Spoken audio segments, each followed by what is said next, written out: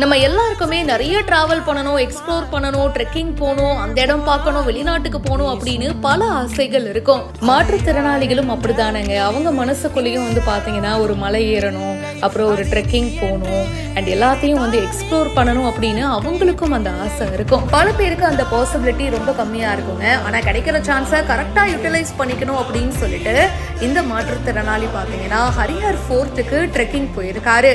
கண்டிப்பா இன்னொருத்தவங்களோட சப்போர்ட் தேவைதான். ஸோ அவருடைய ஃப்ரெண்ட்ஸ் ஹெல்ப்பும் அண்ட் கைட் ஹெல்ப்பும் எடுத்துக்கிட்டு அவங்க பாத்தீங்கன்னா அவரை சுமந்துக்கிட்டு போறாங்க. ஒரு பக்கம் செம்ம மழைங்க, போற வழியெல்லாம் சேரும் சகதியுமா இருக்கு. இன்னொரு பக்கம் மேடு பள்ளம் எல்லாத்தையும் தாண்டி கஷ்டப்பட்டு அந்த ட்ரெக்கிங் கூட்டிட்டு போயிருக்காங்க. இதை பார்க்கும்போது மனசுக்கு அவ்வளோ சந்தோஷமா இருக்கு. அவருக்கு பார்க்கணும்னு நினைச்ச ஒரு இடம், அதுவும் ஹரிஹர் ஃபோர்ட் பாத்தீங்கன்னா ட்ரெக்கிங் பண்றதுக்கு ரொம்ப கஷ்டமான இடம் அப்படின்னு சொல்லப்படுது. மகாராஷ்டிரால நாசிக் சிட்டியில தான் இது அமைஞ்சிருக்கு.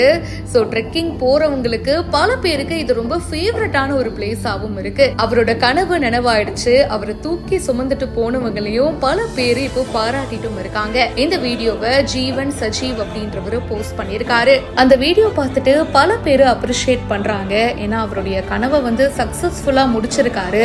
இன்னும் சில பேர் அந்த வீடியோ பார்த்துட்டு இந்த மாதிரிலாம் பண்ண வேணாமே, என்னதான் இருந்தாலும் அது கொஞ்சம் டேஞ்சரஸான ஒரு விஷயமா தானே இருக்கு. அவருடைய ஹெல்த் கண்டிஷன், அதுக்கப்புறமா அவருடைய பாதுகாப்பு எல்லாத்தையுமே பார்க்கணும். ஸோ அதனால இந்த மாதிரி பண்றது அட்வைசபிள் இல்லை அப்படின்னும் பலருடைய கருத்தாவும் இருக்கு. இதை பத்தி உங்களுடைய கருத்துக்களை சொல்லுங்க. இப்பவே ஃபாலோ பண்ணுங்க.